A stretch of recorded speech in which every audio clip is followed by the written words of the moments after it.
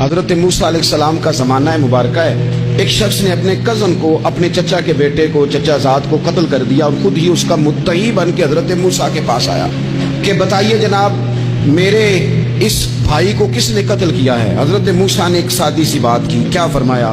وَإِذْ قَالَ مُوسَىٰ لِقَوْمِهِ إِنَّ اللَّهَ يَأْمُرُكُمْ أَن تَذْبَحُوا بَقَرَةً۔ حضرت موسیٰ علیہ السلام نے اپنی قوم سے کہا کہ اللہ تمہیں حکم دیتا ہے کہ ایک گائے ذبح کرو، گائے کا کچھ حصہ مقتول کو مارو، وہ خود اٹھ کے بتا دے گا مجھے کس نے قتل کیا ہے۔ یہ پہلا سپارہ ہے قرآن مجید کا، آپ اس کو دیکھ لیں، یہ آیت نمبر 67 سے شروع ہو رہا ہے۔ تو اب وہ چونکہ ذبح کرنا نہیں چاہ رہا تھا، اس کو پتا تھا کہ مجرم تو میں خود ہوں، وہ ذبح چونکہ کرنا نہیں چاہ رہا تھا، اس سے کہا کہ مارو ایک حصہ گائے کا، اس کو تو یہ اٹھ کے بتا دے گا۔ تو اس نے جواب کیا دیا؟ قالوا اتتخذون ہزوا، یعنی لگا آپ میرے ساتھ مذاق کرتے ہیں، کبھی ایسا بھی ہوا ہے؟ قال اعوذ باللہ ان اکون من الجاہلین، حضرت موسیٰ علیہ السلام فرمانے لگے میں اللہ کی پناہ مانگتا ہوں میں جاہلوں میں سے ہو جاؤں۔ ہر وقت مذاق کرتے رہنا یہ تو جاہلوں کا طریقہ ہے۔ کن کا ہے؟ حضرت موسیٰ نے کہا ہے، قرآن پاک ہے، ہر وقت مذاق کرتے رہنا۔ خوش طبعی اور چیز ہے، مسکراتے رہنا، لیکن کسی کا مذاق ہر وقت اڑاتے رہنا کن کا طریقہ ہے؟ جاہلوں کا۔ جب کہا نہیں ذبح کرنی ہے تو اب ذرا دیکھیے کرنا نہیں نہ چاہ رہے، قالوا ادع لنا ربک یبین لنا ما ہی، کہنے لگے اے موسیٰ پھر آپ نہ رب سے دعا کریں کہ وہ ذرا کھول کے بتائے وہ گائیں کس طرح کی ہو، ارادہ نہیں نہ ذبح کر دیں، آپ دعا کریں۔ قال انہ یقول انہا بقرۃ لا فارض ولا بکر، فرمایا کہ رب کہتا ہے وہ گائے نہ بوڑھی ہو نہ زیادہ بچیا ہو، عوان بین ذالک، ان کے درمیان ہو، یعنی جوان گائے ہو۔ فافعلوا ما تؤمرون، کرو جس کا تمہیں حکم دیا جا رہا ہے۔ قالوا ادع لنا ربک یبین لنا ما لونها، لو اگلی بات سن لو، کہنے لگے آپ دعا کریں رب سے کہ وہ کھول کے بتائے اس کا رنگ کس طرح کا ہو، رنگ بتائیں کس طرح کا ہو۔ قال انہ یقول انہا بقرۃ صفراء، فرمایا رب فرماتا ہے کہ صفراء رنگ کی ہو، یعنی گہرے زرد رنگ کی ہو، کہ رب فرماتا ہے اس طرح کی گائے ذبح کرو۔ فاقع لونہا تسر الناظرین، اور جب کوئی اسے دیکھے تو اسے اچھا بھی لگے، آنکھوں کو اچھی لگے وہ گائے، اس طرح کی گائیں ذبح کرو۔ لو اتنی باتیں بتا دی۔ قالوا ادع لنا ربک یبین لنا ما ہی، کہنے لگے نہیں آپ پھر دعا کریں اللہ ذرا کھول کے بتائے گائیں کس طرح کی ہو۔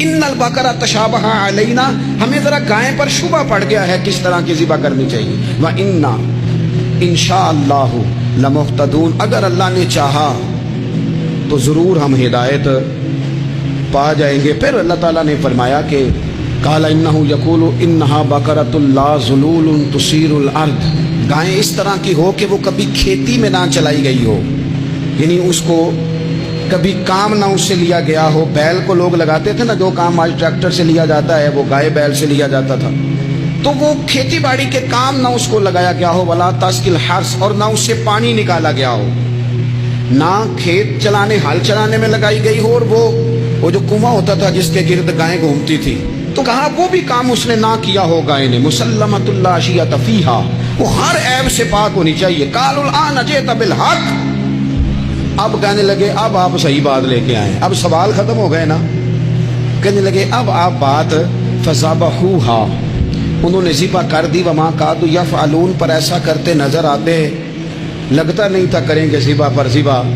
اچھا یہ گائیں پھر ملی کیسے؟ امام خازن کہتے ہیں کہ ایک نیک آدمی تھا، تو اس کا آخری وقت آ گیا تو اس کے پاس جو کل جمع پونجی تھی وہ ایک بچیا تھی، گائیں کی بچیا ویڑی، اس کے پاس وہ ایک بچیا تھی صرف۔ تو اس نے اس طرح کیا کہ اس کی گردن پر ایک مہر لگائی، اللہ کے نام پر بطور امانت اس نے اس کو جنگل میں چھوڑا، کہا یا اللہ میرا بیٹا ایک ہی ہے وہ بھی چھوٹا ہے، اس کی حفاظت کرنا اور میرے بیٹے کو پہنچا دینا۔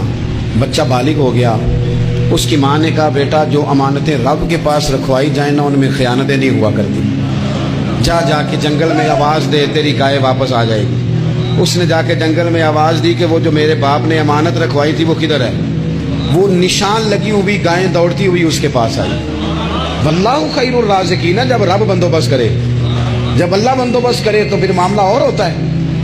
وہ گائے آ گئی، اب اس نے کیا کیا اس نوجوان نے کہ وہ گائے گھر لایا، ماں سے آ کے کہا کہ اماں یہ تو اللہ نے فضل کر دیا۔ ماں کہنے لگی پتر حالات ہمارے خراب ہیں، मंडी में ले जा, इसे बेच दे, लेकिन सौदा मेरी मर्जी के बगैर तय ना करना। किसकी मर्जी के बगैर? किसकी?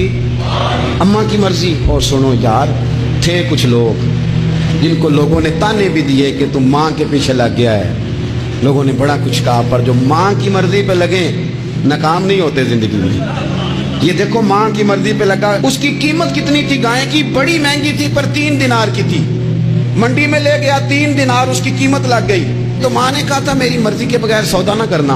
अब बच्चे तो नहीं ना मानते, अम्मा को क्या पता बाहर बिजनेस क्या है, लेन देन क्या है, पर माँ ने कहा था मेरी मर्जी। बंदा दे रहा है उसे 3 दिनार, उसने कहा जी मैंने तय तब करना है, डन तब करना है, पहले अम्मा से पूछना है। घर जाके अम्मा से पूछा, अम्मा कहने लगी दे दे। वापस आया तो उसने कहा कि मैं 6 दिनार देता हूं, पर मेरी शर्त है, माँ से नहीं पूछना। उसने कहा तू 12 भी दे, डनता भी होना है जब अम्मा ने कहना है।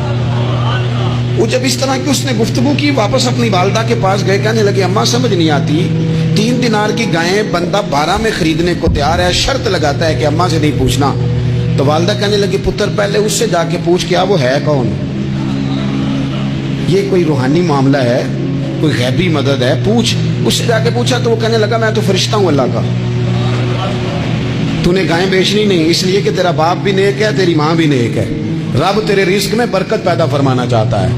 माँ बाप नेक होना, रिस्क में बरकत हो जाती है। माँ बाप नेक हो, उनकी सालिहियत का असर पहुंचता है बच्चों तक।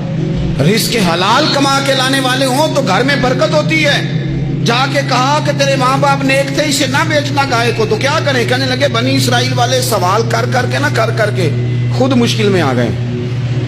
अब वो ऐसी गाय जो जवान भी हो, यहाँ तो हर गरीब आदमी अपनी गाय यहाँ लगा देता है, खेती बाड़ी में यहाँ लगा देता है, कुएं में पानी निकालने में, तो यहाँ तो हर एक की गाय। तो ऐसी गाय जिसका रंग भी इतना प्यारा हो, ज्यादा बूढ़ी ज्यादा बच्ची भी ना हो, और अभी तक खेत में भी ना लगी हो, वो सिवाय तेरे कहीं नहीं है। उसने कहा चल फिर मेहरबानी कर बता मैं कितने को दूं गायें, अगर वो आ जाएं तो कितने को बेचनी है। उसे कहना कोई नहीं, रेट तो ज्यादा करना ही नहीं। उनसे कहना गाय के अंदर से गोश्त निकाल दें और जितना गोश्त है उतने पैसे भर दें, उसकी खलड़ी भर दे। अब वो बनी इसराइल वाले ढूंढते ढूंढते ढूंढते ढूंढते पहुंच गए। कहा जनाब गाय 3 दिनार की 6 ले लो। उसने कहा ना भाई, ज़िबा करूंगा, गोश्त निकालूंगा, जितना वजन गोश्त का इतने पैसे भरोगे खाल में तो फिर गाय तुम्हें मिलेगी।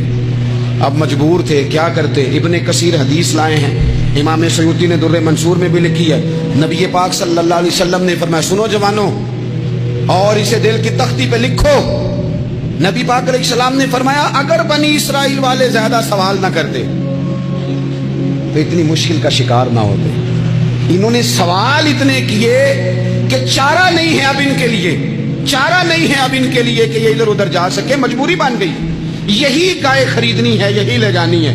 अब इतना सारा माल जमा करके वो गाय खरीदी, ज़िबा की, तो मकतूल को जब उसका एक हिस्सा मारा तो उसने उठ के कह दिया ये जो मुदई बना हुआ है ना, यही तो मेरा कातिल है, यही तो मेरा कातिल है, यही तो है जिसने ये सारा काम किया।